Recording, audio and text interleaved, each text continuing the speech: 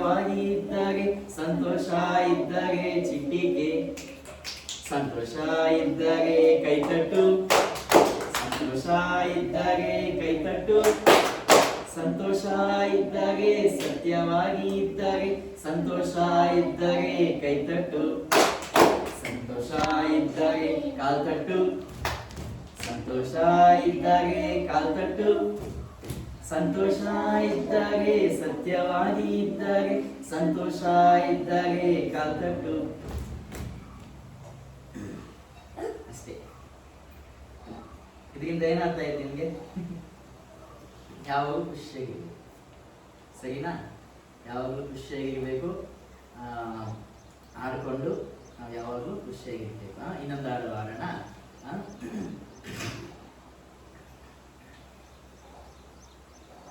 ನಂಬಾಳ ದೋಣಿಯಲ್ಲಿ ಶ್ರೀ ಯೇಸು ಇರುವರು, ಭಯವೇ ಇಲ್ಲ ನನಗೆ ಭಯವೇ ಇಲ್ಲ. ಅದಕ್ಕೆ ಆಕ್ಷನ್ ಆಗಿದೆ, ಸರಿನಾ? ನಂಬಾಳ ದೋಣಿಯಲ್ಲಿ ಶ್ರೀ ಯೇಸು ಇರುವರು, ಭಯವೇ ಇಲ್ಲ ನನಗೆ ಭಯವೇ ಇಲ್ಲ. ಆಮೇಲೆ ವಯ್ಯಾಗೆ ವಯ್ಯಾಗೆ ಬಂದಾಗ ಹಿಂಗ್ ಮಾಡ್ಬೇಕು. ಸಾಗುತ್ತೆ, ದೋಣಿ ಹೆಂಗ ಹೋಗುತ್ತೆ, ಹೋಗ್ತಾ ಇರ್ತದ ಮುಂದ್ಗಡೆ, ಹಂಗೆ ಸಾಗ್ತಾರೆ. ವಯ್ಯಾಗೆ ಹಂಗ. ಸರಿನಾ? ನಾನು ಆಕ್ಷನ್ ಮಾಡಿ, ನಾನು ನೋಡ್ಬೇಕು, ನಾನು ಹೇಳೋದನ್ನ ಹೇಳಿ ಆಮೇಲೆ ಆಕ್ಷನ್ ಮಾಡ್ಬೇಕು, ಸರಿನಾ? ನಂಬಾಳ ದೋಣಿಯಲ್ಲಿ ಶ್ರೀ ಯೇಸು ಇರುವರು, ಭಯವೇ ಇಲ್ಲ ನನಗೆ ಭಯವೇ ಇಲ್ಲ, ಭಯವೇ ಇಲ್ಲ ನನಗೆ ಭಯವೇ ಇಲ್ಲ. ನಂಬಾಳ ದೋಣಿಯಲ್ಲಿ ಶ್ರೀ ಯೇಸು ಇರುವ, ಹಿಂಗೆ ಹಿಂಗೆ ಹಿಂಗೆ ಇಟ್ಬೇಕು, ಹಂಗಲ್ಲ, ಹಿಂಗೆ ಕೈ ಹಿಂಗೆ ಪ್ಲಸ್ ಕ್ರಾಸ್, ಸರಿನಾ? ನಂಬಾಳ ದೋಣಿಯಲ್ಲಿ ಶ್ರೀ ಯೇಸು ಇರುವರು, ಭಯವೇ ಇಲ್ಲ ನನಗೆ ಭಯವೇ ಇಲ್ಲ. ಭಯ ಅಂದ್ರೆ ಹಿಂಗೆ ನಡ್ಗೋದು, ನಡ್ಗೋದಾಗ ಭಯವೇ ಇಲ್ಲ ನನಗೆ ಭಯವೇ ಇಲ್ಲ, ಭಯವೇ ಇಲ್ಲ ನನಗೆ ಭಯವೇ ಇಲ್ಲ. ವಯ್ಯಾಗೆ ವಯ್ಯಾಗೆ ವಯ್ಯಾಗೆ ವಯ್ಯಾಗೆ ವಯ್ಯಾಗೆ ವಯ್ಯಾಗೆ ವಯ್ಯಾಗೆ ವಯ್ಯಾಗೆ ಮುಂದೆ ಮುಂದೆ ಸಾಗುವೆ, ವಯ್ಯಾಗೆ ವಯ್ಯಾಗೆ ಮುಂದೆ ಮುಂದೆ ಸಾಗುವೆ, ವಯ್ಯಾಗೆ ವಯ್ಯಾಗೆ.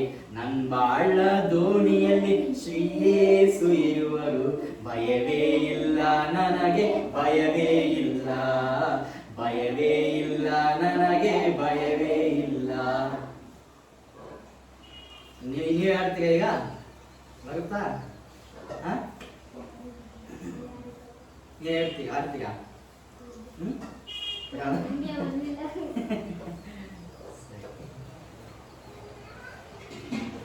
ನಮ್ಮ ಜೀವಿತದಲ್ಲಿ, ನಮ್ಮ ಲೈಫಲ್ಲಿ ಶ್ರೀ ಯೇಸು ಕ್ರಿಸ್ತನು ಇದ್ದಾಗ ನಮಗೆ ಯಾವ ಭಯನೂ ಇರಲ್ಲ, ಸರಿನಾ? ಇದೇ ಅರ್ಥ. ನಮ್ಮ ಜೀವಿತದಲ್ಲಿ ನಾವು ಸ್ಕೂಲ್ ಹೋಗ್ತಾ ಇದ್ದೀವಿ, ಸ್ಕೂಲ್ ಯಾರು ಎಷ್ಟನೇ ಕ್ಲಾಸು? ಎಷ್ಟನೇ ಕ್ಲಾಸು? 2. ನೀನು 5th. ನೀನು ನೀನು 3. ನೀನು 7. ನಾಮನ ನೀನು ನಾಮನೆ, ನೀನು 5th. ಸರಿ, ಇವಾಗ ಸ್ಕೂಲ್ಗೆ ಹೋಗ್ತಾ ಇರ್ತೀವಲ್ಲ, ಸ್ಕೂಲ್ ಓದ್ಬೇಕಲ್ವಾ, ಚೆನ್ನಾಗಿ ನಮಗೆ ವಿದ್ಯೆ ಬುದ್ಧಿ ಜ್ಞಾನ ಬೇಕು ಅಂದರೆ ನಾವು ಯೇಸು ಸ್ವಾಮಿ ಹತ್ರ ಬಂದು, ದೇವರೇ ನಾವು ಏನಿಲ್ಲ ಮನೆಯಲ್ಲಿ ಓದೋಕ್ಕೆ ಮುಂಚೆ ಅಥವಾ ಸ್ಕೂಲ್ಗೆ ಹೋದವಾಗ ಎಕ್ಸಾಮ್ಸ್ ಬರೆಯುವಾಗ ನಾವು ಕುತ್ಕೊಂಡು ಕಣ್ಣು ಮುಚ್ಕೊಂಡು, ದೇವರೇ ಯೇಸಪ್ಪ ನಮ್ಗೆ ಬಂದು ಚೆನ್ನಾಗಿ ಜ್ಞಾನ ಕೊಡು, ನಮ್ಗೆ ಒಳ್ಳೆ ಬುದ್ಧಿ ಕೊಡು, ನಾವು ಎಕ್ಸಾಮ್ ಬರೀಬೇಕು, ಮನೆ ಓದ್ಕೊಳ್ಬೇಕು ಅಂತೇಳಿ ಒಂದು ಸುಮ್ಮನೆ ಕಣ್ಣು ಮುಚ್ಕೊಂಡು ಈ ಪ್ರೇಯರ್ ಮಾಡಿದ್ರೆ ದೇವರು ನಮಗೆ ಸಹಾಯ ಮಾಡ್ತಾರೆ.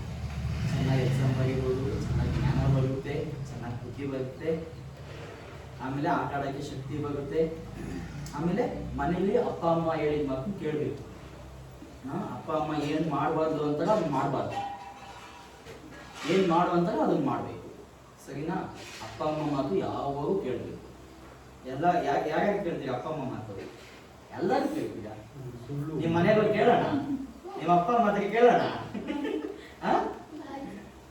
ಏನಂತಾರೆ?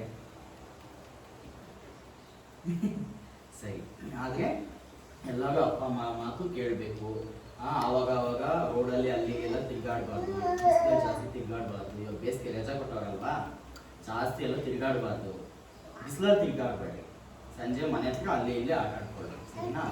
ಇವಾಗ ಸ್ಕೂಲ್ಗೆ ಹೋಗ್ಬೇಕಲ್ವಾ, ನೀವು ಯಾವಾಗ್ಲೂ ಏಸಪ್ಪ ಹತ್ರ ನಮಗೆ ಒಳ್ಳೆ ಬುದ್ಧಿ ಕೊಡು, ಜ್ಞಾನ ಕೊಡು, ನಾವು ಚೆನ್ನಾಗಿ ಓದಬೇಕು, ಚೆನ್ನಾಗಿ ಪಾಸ್ ಆಗಬೇಕು ಅಂತೆಲ್ಲ ನೀವು ಪ್ರೇಯರ್ ಮಾಡಿ ಏಸಪ್ಪ ಬಂದು ನಿಮಗೆ ಒಳ್ಳೆ ಬುದ್ಧಿ ಜ್ಞಾನ ಎಲ್ಲ ಕೊಡ್ತಾರೆ, ಸರಿನಾ? ಮತ್ತೆ ಅಪ್ಪ ಅಮ್ಮ ಮಾತು ಕೇಳಬೇಕು. ಏನ್ ಮಾಡಬಾರ್ದು?